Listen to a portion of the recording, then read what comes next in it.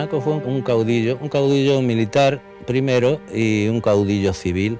Siempre fue y es históricamente el hombre más importante de la historia de España en este siglo y quizá en algún siglo más.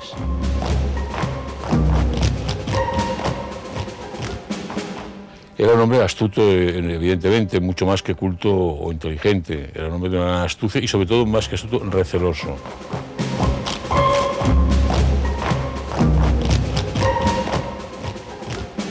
Como rasgo principal de su carácter era la tenacidad, la astucia, la calma, la serenidad y la frialdad.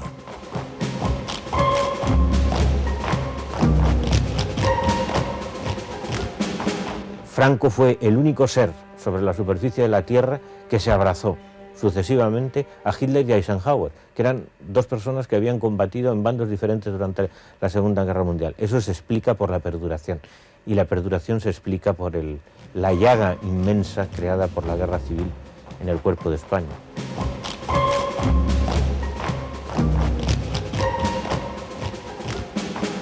Franco, como figura en la historia de España, ha sido probablemente el individual más importante durante los últimos 400 años, desde la época de Felipe II.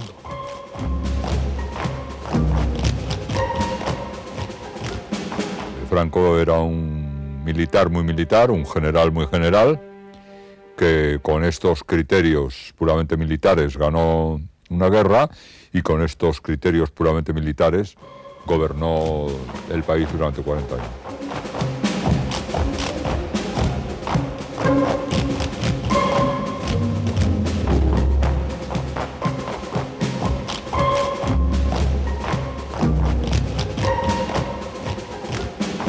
Los militares mismos, durante la primera parte de este siglo, calificaron a Franco como el militar más importante, de más prestigio dentro del ejército. Y toda la reputación original de Franco se ganó en las guerras coloniales de África, de Marruecos. Así que Franco tenía un prestigio de primera clase dentro de los militares antes de la guerra civil. Él era habilidoso, muy habilidoso en lo que había tenido encomendado hasta el momento, es decir, las pequeñas operaciones de guerrilla en Marruecos, en el norte de África. Sus capacidades estaban más bien por la logística, la organización, pero desde luego no era un genio de la maniobra, por ejemplo. No fue un gran inventor de operaciones imaginativas durante la Guerra Civil. Yo no lo valoro, yo me limito a lo que dicen los libros de historia, no los de cuento, los de historia, y no solo españoles sino extranjeros, y parece que ya discutir hasta la categoría militar de Franco ya es rizar el rizo de la estupidez. Parece que indudablemente fue un militar, en su tiempo decían que el número 1 de Europa. Eso nadie lo discute. Como militar fue un militar excepcional, un hombre que tuvo todos sus ascensos desde capitán en adelante por méritos de guerra y que fue sucesivamente el comandante más joven del ejército español, el teniente coronel más joven del ejército español, el general más joven de Europa.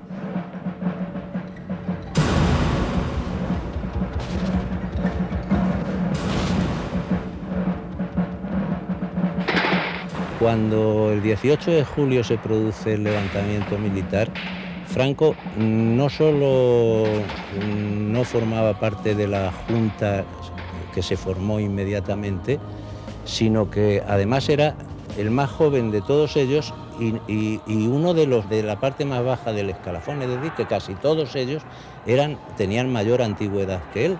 Y para esta empresa, los generales más antiguos decidieron que tenía que ser Franco y al final votaron todos porque fuera Franco, menos uno, que era el entonces presidente, el general Cabanellas, que se abstuvo.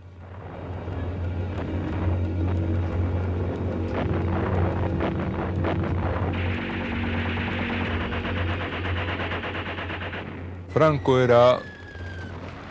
no era un buen estratega, era un buen táctico, y ocurre que la asignatura de la guerra civil se la sabía muy bien, es decir, había estudiado muy bien la orografía española, la geografía, la hidrografía.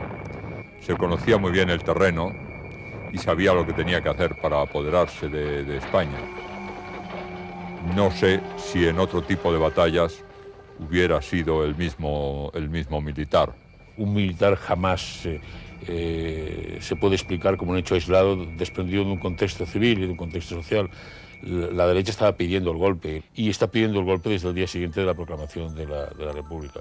Esa era la derecha que empujaba a Franco y que empujó a Franco como figura más prestigiosa del ejército a encabezar la defensa de lo que suponían sus intereses.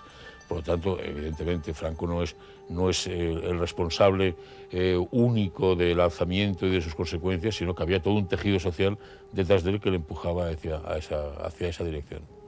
Entonces, si resulta que el poder civil se ve desbordado y tiene que recurrir al poder militar, ¿por qué el poder militar no organiza directamente a la sociedad?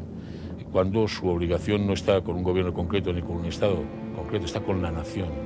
Y Franco se adhiere a este discurso y piensa que el regeneracionismo, la revolución desde arriba de Maura, la ha de cumplir en buena parte el ejército, sirviendo de columna vertebral de esta racionalización de una sociedad basada en la autoridad y basada en el culto a los valores de carácter militar. Franco tenía mucha astucia política y maniobras y actitudes bastante complejas, pero ciertamente la mentalidad militar fue una de las claves de su modo de actuar.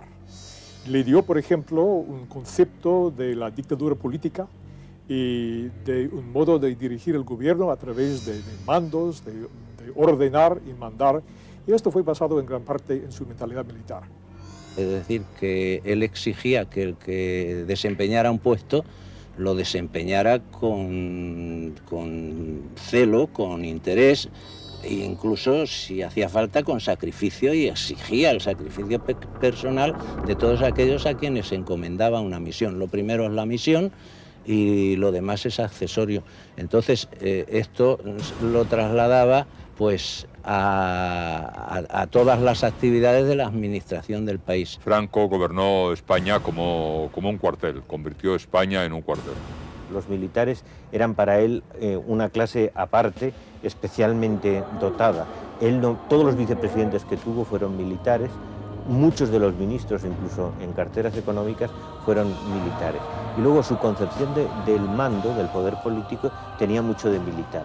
Por ejemplo, él hablaba de mi caudillaje, mi capitanía, hablaba de el mando, que son términos exclusivamente militares, ¿no? Él pues dejaba a los ministros una capacidad de acción bastante grande, cosa que es lo que hace cualquier general en el campo de batalla, siempre que se cumplan sus indicaciones fundamentales.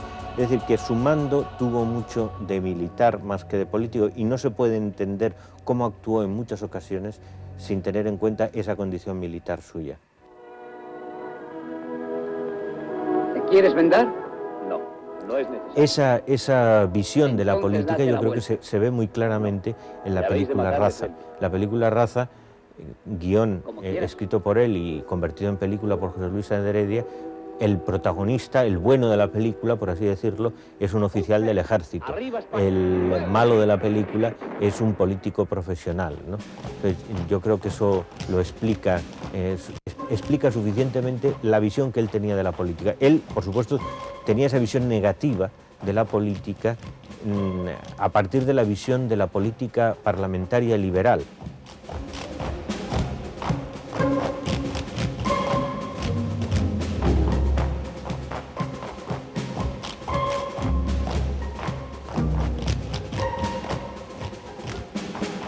Lo característico del régimen de Franco es que, siendo siempre una dictadura y residiendo lo esencial de las decisiones políticas en las manos del general, sin embargo fue cambiando de aspecto externo, ¿no? Y eso se explica evidentemente por la larguísima duración, ¿no? Tuvo una etapa fascista, tuvo una etapa clerical autoritaria después de la Segunda Guerra Mundial, hubo una época en que se convirtió en una dictadura de desarrollo, en los años 60, y al final era un régimen pues como el de Pinochet antes de caer, un régimen que había perdido un poco el rumbo y era un régimen en definitiva agonizante. El régimen de Franco en 39 años, pues tuvo muchos colores. El régimen de Franco empezó siendo una dictadura que en ciertos aspectos externos era semejante a las dictaduras de tipo fascista, pero solamente en los aspectos externos, no en la ideología, porque la ideología no tenía nada que ver con eso. El profesor Linz, cuya categoría supongo que queda fuera de discusión, lo ha definido como un Estado autoritario. Creo que el autoritarismo es lo que mejor define el régimen de Franco. Otros han hablado de dictadura constituyente, que parece un contrasentido, pero que también puede ser una definición desde el punto de vista del derecho político. Fue un régimen totalitario, no solamente a la española, que es un intento de desviar el sentido de la palabra totalitario, sino de un totalitarismo adaptado a las posibilidades totalitarias de cada momento. Insisto en la palabra totalitario porque una de las tendencias desgravadoras del franquismo es llamarla autoritario, que no en balde es un término acuñado por un sociólogo muy prestigioso, cuya familia estaba implicada en la guerra civil al lado de Franco. Yo creo que los historiadores profesionales estamos más o menos de acuerdo en que se puede definir el régimen de Franco como un régimen autoritario de derechas y no específicamente un régimen fascista como el régimen de Hitler o de Mussolini. Nunca creyó en Hitler. Pensaba que Hitler estaba loco. Quienes admiraban a Hitler eran los falangistas y otros gobernantes. Franco no creía en Hitler y no quiso entrar en esa guerra porque le parecía una aventura muy peligrosa, una aventura destinada al fracaso. Y todas estas cosas le ayudaron a permanecer en el poder. A Hitler no le gustaba mucho Franco y estuvo favoreciendo otras candidaturas como la del general Yaue para dar un golpe y quitarle el mando a Franco y poner a un generalísimo más dócil. De manera que desde entonces hasta que murió tuvo gente trabajando para desmontarle. ¿Por qué no lo conseguían? Pues porque él era más fuerte no por la fuerza, sino era más fuerte porque tenía el apoyo popular. Era un gran conocedor de los hombres y sabía engañar a la gente o ganarse a la gente, utilizar a sus enemigos, etc. Por otra parte, la historia le favoreció. Es decir, que llegó un momento en que a los Estados Unidos les interesaba más un Franco amigo que un Franco con leyenda de fascista. La Guerra Fría fue el seguro internacional estratégico al franquismo, ¿no? El franquismo era antiestético, había una conciencia en la opinión pública de su fealdad política, los gobiernos no podían comprometerse directamente con Franco y mantuvieron una cierta cuarentena, no le invitaron nunca. Es casi vergonzoso pensar que el único viaje que hizo este hombre siendo un jefe de Estado fue a Portugal, ¿no? Pero por otra parte había una doble verdad en ese juego, ¿no? Como también la hubo en el bloqueo. Por eso, aunque a regañadientes o no regañadientes, practicando una cierta hipocresía y dando el primer paso los norteamericanos ya durante la administración Truman, porque habitualmente eso sí le pasa a Eisenhower el expediente y no es verdad, ya bajo la administración Truman se dan pasos muy serios de compromisos con el general Franco y de mantenerlo. Y si vamos más atrás, Roosevelt le manda una carta tranquilizadora a Franco, independientemente de que luego su viuda se convirtiera en una de las enemigas del franquismo más denunciadas por Radio Nacional, pero Roosevelt le manda una carta dándole toda clase de seguridades, muy inspirado además por Churchill, que siempre vio en Franco un mal necesario.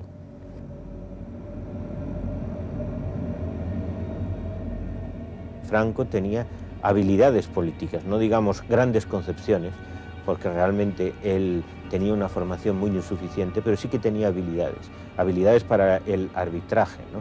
Él, por ejemplo, tenía la suficiente sensatez como para no tomarse en serio a su propio régimen. Él decía que el movimiento pues, venía a ser la CLAC y que lo de los sindicatos verticales él mismo decía que no lo entendía, como no fuera otra cosa que unos estaban arriba y otros estaban abajo, ¿no?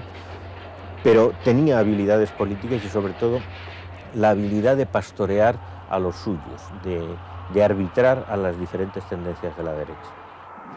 Él se sostuvo sobre dos pilares fundamentales. Primero, la adhesión del pueblo, que nadie la puede negar, el pueblo estaba con él, y sus más decididos enemigos reconocen que si Franco hubiese convocado unas elecciones democráticas cuando estaba en sus últimos años, las hubiera ganado democráticas, de verdad.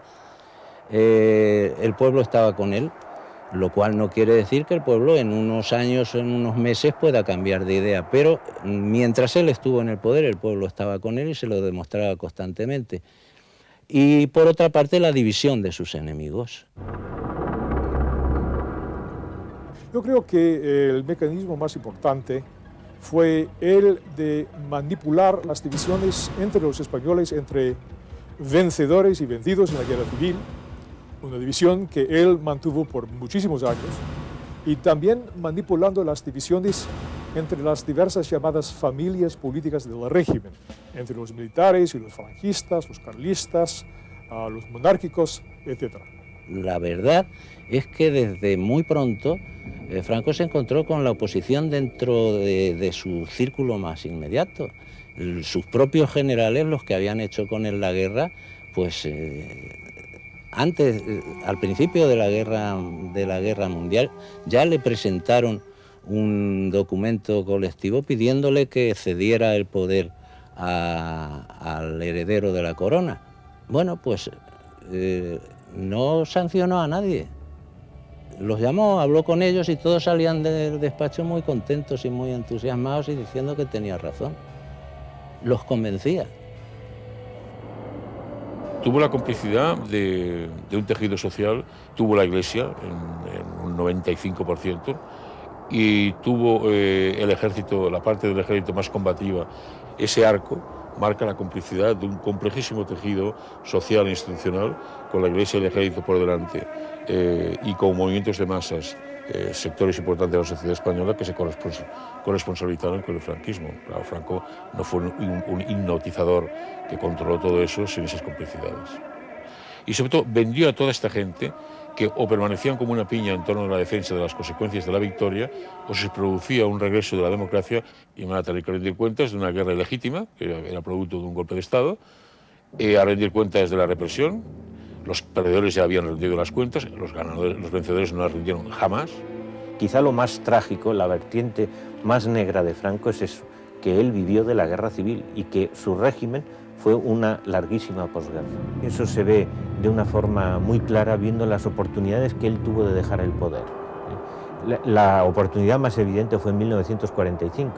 En 1945, pues lo lógico hubiera sido que él hubiera abandonado el poder, pero es que además los presidentes de los bancos más importantes, la aristocracia, la gente de clase alta estaba dispuesta a que se produjera el cambio. Y él dijo que no, lo cual demuestra, en primer lugar, que sabía que una parte de la derecha española le iba a apoyar, pero en segundo lugar demuestra su creencia en un providencialismo del que era sujeto principalmente él. Él se creía elegido por Dios, ¿no?, para permanecer.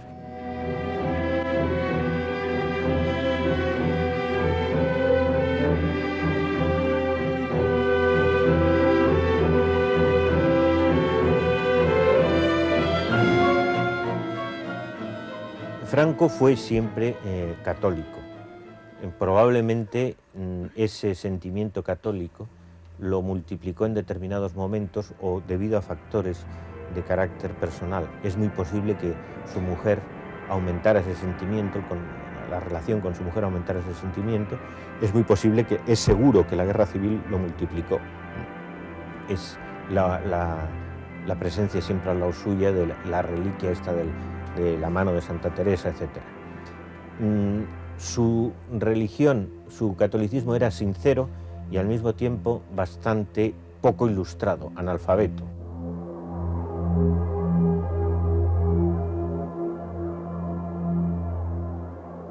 Franco era un católico profundo, un creyente, yo diría que excesivo, que además fue aumentando esta compenetración suya y esta creencia suya de que él en cierta medida tenía que cumplir una misión providencial a través de la Iglesia, de la sumisión a la Iglesia. La Iglesia era estaba muy agradecida a Franco por una razón muy sencilla, porque le había salvado la vida. Es decir, en el año 36 no es que se hostilizara a la Iglesia ni que se creara un Estado laico, no, es que se cogía a los curas y se los fusilaba, sin más. Se ha dado como pretexto que en la otra zona se habían producido como primeros elementos de protesta, quemar de iglesias, conventos, etc. Esto es cierto, el anticlericalismo como instrumento de demostración, de catarsis se había producido, pero evidentemente aún fue mucho peor ese paso adelante a la semana del alzamiento de la Iglesia, de la jerarquía de la Iglesia, sobre todo en las figuras de Gomá y Pla de Daniel, para exacerbar más los ánimos en otro sector. Franco utilizó a la Iglesia desde el primer momento y la Iglesia utilizó a Franco. Es decir, el régimen de Franco no tenía ninguna legitimidad, ninguna juridicidad, y entonces Franco le busca una justificación divina, una justificación mística, teológica, religiosa, desde la guerra misma, cuando se empieza a hablar de cruzada. Gracias a Franco, la Iglesia monopoliza, por ejemplo, la enseñanza cara, la enseñanza que interesa a la Iglesia como negocio, de manera que, no solo en este aspecto de la enseñanza, sino en otros muchos, la Iglesia se beneficia del régimen, y es cuando el nacionalcatolicismo cobra su auge absoluto y cuando nos gobiernan a medias los militares y los curas. Fue un elemento muy importante en el apoyo al régimen, dando un apoyo religioso, social y cultural. Y en cambio tenemos que reconocer que la actitud del clero cambió mucho durante la última fase, la tercera fase del régimen de Franco. Sobre todo durante los años 60, el clero, o muchos miembros del clero, simpatizaron más y más con la actitud de la oposición política, y se puede decir que en esta última fase del régimen el clero en gran parte sirvió como una especie de escudo o ayuda a la oposición política. Fue el primer poder fáctico que abandonó el franquismo como institución, ¿no? A final de los años 60. Pero hasta esa época fue el valedor determinante, y hay que fijarse a comienzos de los 50 como la definitiva consolidación del franquismo se consigue con la firma definitiva del concordato con la Santa Sede y con los acuerdos hispanoamericanos. Entonces Franco ya estaba bajo el palio de la Iglesia y bajo el paraguas nuclear norteamericano, ya podía ir a cubierto para siempre, y a partir de ese momento él se sintió tremendamente seguro.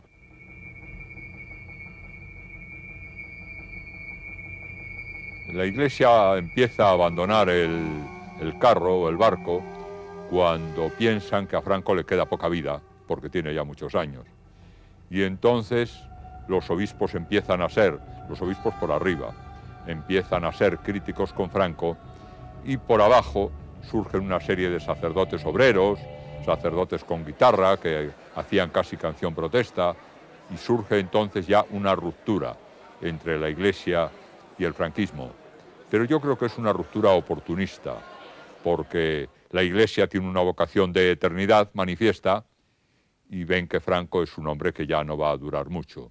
Y ahí se produce la ruptura.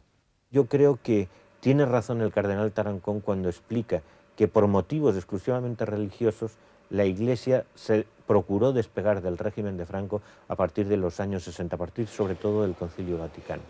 Eso se ve bastante claramente. Es más, ahora es muy difícil reconocerlo, pero la Iglesia se liberalizó, por así decirlo, como la universidad o como la prensa, antes de que se liberalizara la propia sociedad española. Esto a Franco le dolía porque, claro, él se consideraba, primero, muy católico, segundo, un poco el salvador de esa Iglesia, que hubiera desaparecido si no hubiera sido por el alzamiento y luego por el régimen. Pero le dolió nada más, es decir, no hizo contra la Iglesia, no se enfrentó. Él no pudo entender, no entendió probablemente nunca, quizá en sus últimos años, pero tampoco la evolución de la Iglesia a través del Concilio Vaticano II. Él era un cristiano trentino. Él, por ejemplo, no entendió el Concilio Vaticano II. Es más, da una sensación un poco patética incluso la fase final de su vida en la que ve conspiraciones de la Iglesia.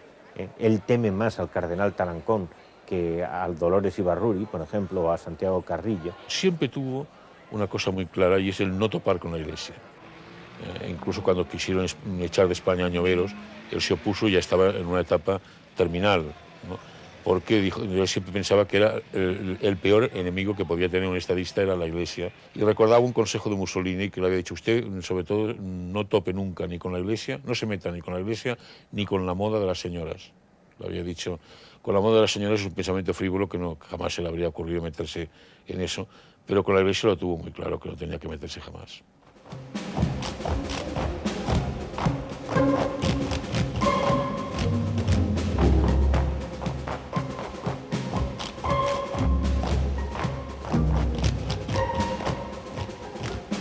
Después de la Guerra Civil y después también de la Guerra Mundial, durante los años 40, inevitablemente las condiciones iban a ser bastante duras y difíciles en España.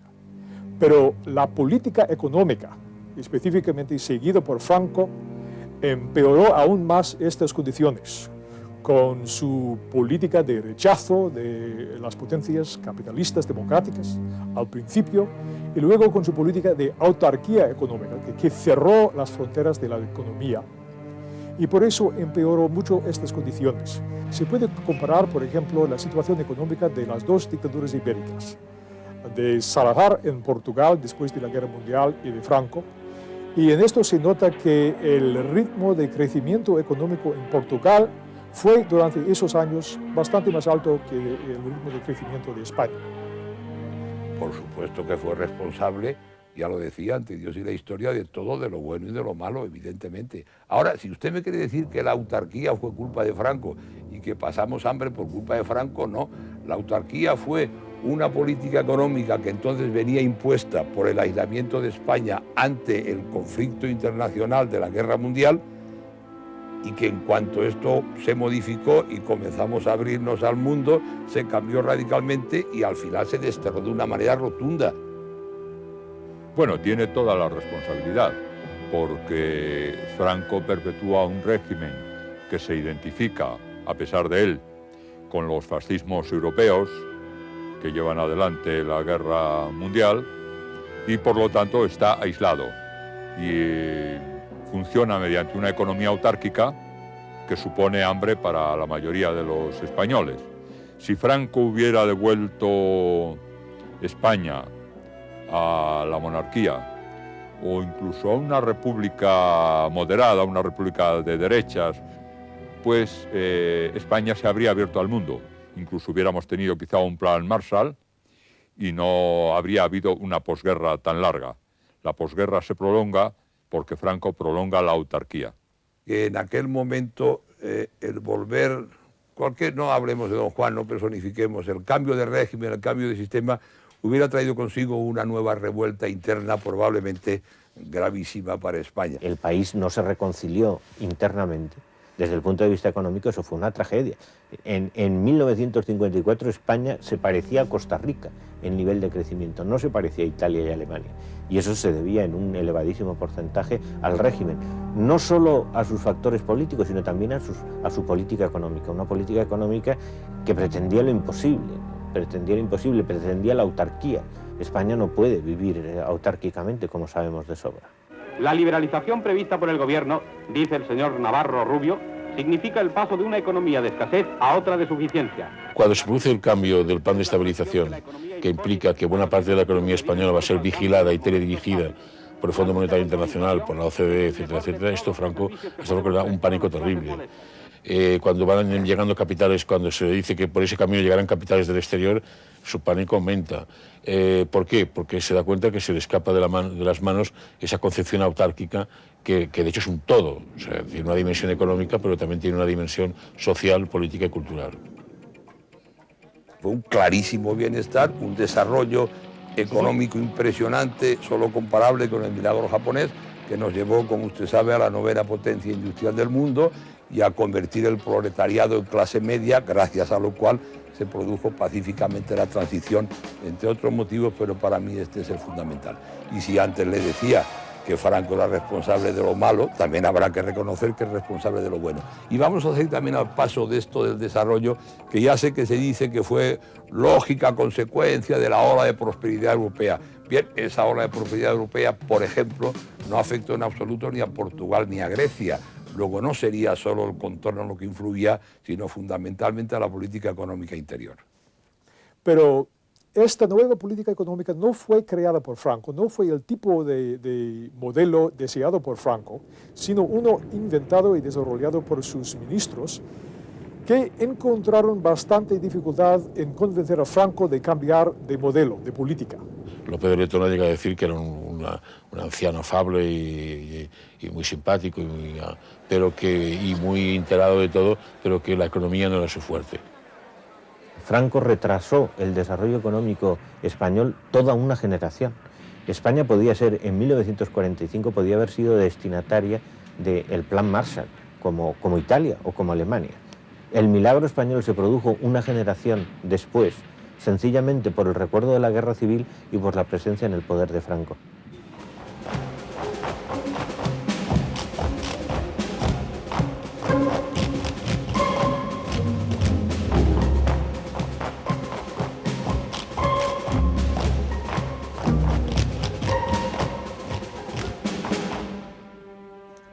Ahí hay dos errores que se pueden cometer. Uno, decir que fue una dicta blanda, y otro que fue una dictadura sádica, ¿no? Yo creo que Franco no es que fuera especialmente sádico. Franco lo que pasa es que no tomaba en consideración la vida del oponente.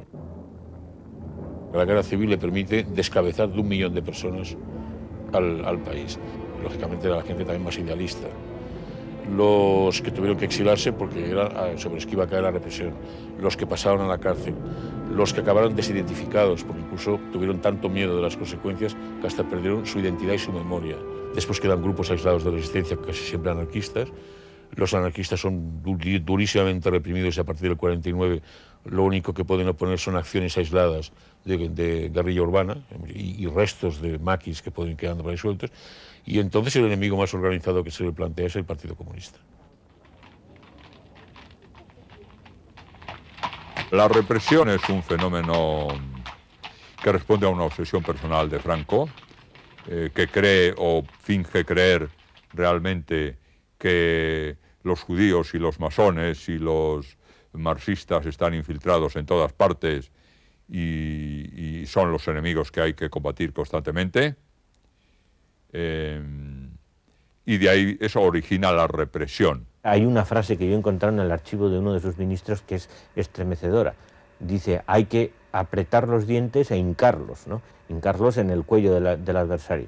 Y efectivamente decidió quedarse, y eso produjo consecuencias muy graves en el país. Es decir, esos 30 años pues, produjeron unas consecuencias indudablemente muy graves, trágicas. Duro, evidentemente, represivo en una primera fase de posguerra, evidentemente. Por eso se dicta una ley de represión del comunismo y la masonería que es muy explícita en su título, ¿no? Y que se aplicó a mi modo de ver, con excesiva rigidez y con excesiva violencia en los primeros años, en los inmediatos años de la posguerra, porque esto termina al 43, 44, se acaba ya de hecho la represión. En el año 1939, España era un país de vencedores y vencidos. No había nacido ahí la paz, había nacido la victoria. Y los españoles se dividían en esas dos categorías. Ahora, si uno toma en los años 60, pues era una dictadura relativamente tolerante. Y el propio régimen había cometido el pecado de suicidio, porque presenciando un desarrollo económico, aunque no creándolo, presenciando una transformación social, no evitándola, ¿qué es lo que había producido? Pues sencillamente había producido su propio suicidio. La transformación política se tenía que producir como resultado final. Por una forma determinada de pensar, no se iba a la cárcel. Ya he dicho antes que se iba, que el que se movía podía correr ese riesgo, el que no se movía no corría ese riesgo. Si el comunista no se movía, pues no pasaba nada, pero si se movía, inmediatamente le echaban la policía encima. Es decir, el comunismo también, ser comunista también era un delito. Ser nacionalista era un delito porque iba en contra de la unidad de España. Si se movían, una manifestación, una reunión, la policía, si se enteraba la policía, pues los detenía y los juzgaban, les imponían una multa o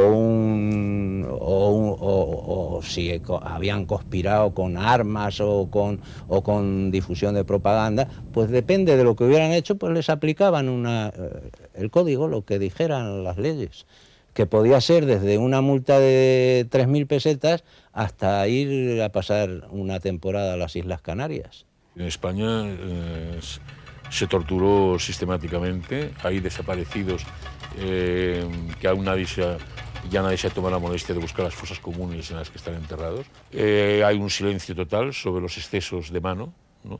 Hasta se les muere en un hábil interrogatorio, que era el eufemismo de la época, un estudiante monárquico, un partidario de la duquesa de Valencia, de uno de sus supuestos golpes monárquicos, es decir, y no digamos ya cuando se les cae por la escalera un dirigente socialista o se les cae por la ventana un dirigente comunista, y práctica que aún previvió hasta comienzos de los años 70. No olvidemos que uno de estos extraños voladores de ventana fue el estudiante ruano, que al parecer se dedicó al vuelo sin motor por la ventana cuando iba a ser detenido a comienzos de la década de los 70.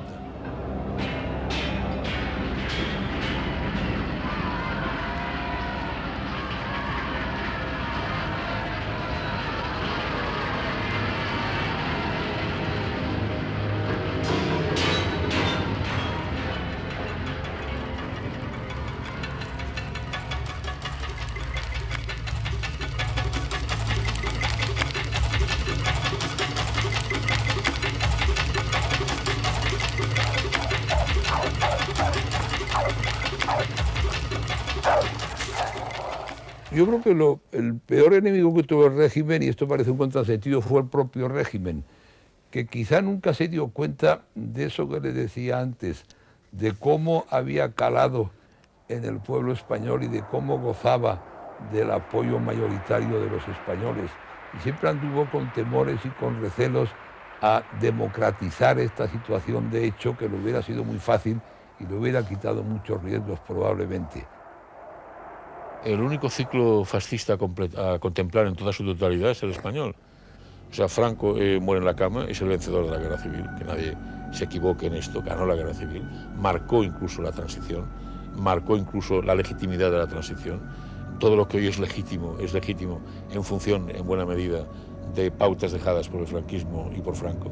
Por lo tanto, en ese sentido, sí que se puede contemplar como un ciclo completo del fascismo o de cualquier otro nombre que se le pueda buscar como un periodo de excepción.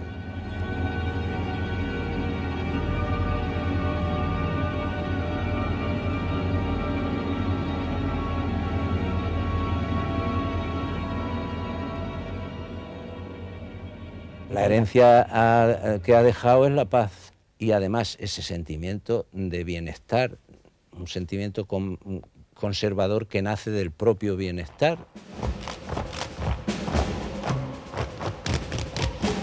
El mayor logro político del franquismo fue convertir el proletariado en clase media, es decir, elevar el nivel del trabajador español de tal manera que le aleja cualquier idea de revolución, de involución.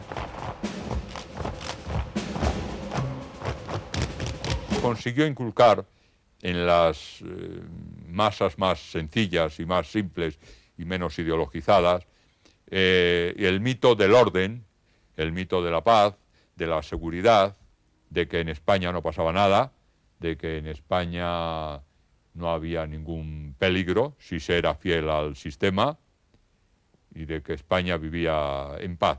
Era, como digo, la paz de los cuarteles, pero era su forma de paz.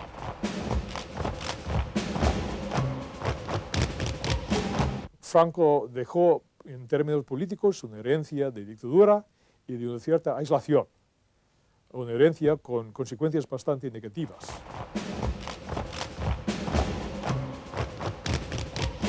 Me temo que con el tiempo se hagan resúmenes demasiado reduccionistas de la figura del personaje, diciendo que fue un victorioso militar en la guerra de África, que prolongó esos conocimientos militares adquiridos en guerras coloniales a la victoria en la guerra civil, que gobernó con un cierto autoritarismo, pero que bajo su su gobierno se desarrolló industrialmente el país. Eso sería una valoración histórica de Diccionario Ilustrado del año 2100 completamente injusta, ¿no? Yo creo que Franco fue un mal histórico perfectamente evitable frente a la tendencia que pueda consagrarse durante los tiempos modernos de que fue inevitable. Con Franco pasa como pasó con la Alemania de Hitler, que los españoles que vivimos esos 40 años de franquismo, de humillación, preferimos olvidarlos. Y los jóvenes que no los vivieron tampoco tienen mucho interés en que se les cuente esa película. Y ese es el rechazo. No queremos prolongar ahora en la memoria lo que vivimos durante 40 años y la gente que no lo vivió no tiene interés en conocerlo. A mí me gustaría que la gente se diera cuenta de que hay que saber sobre el pasado para construir un futuro mejor, para construir un presente mejor. Para eso tendría que servir la conmemoración, el recuerdo de que hace 100 años que nació Franco.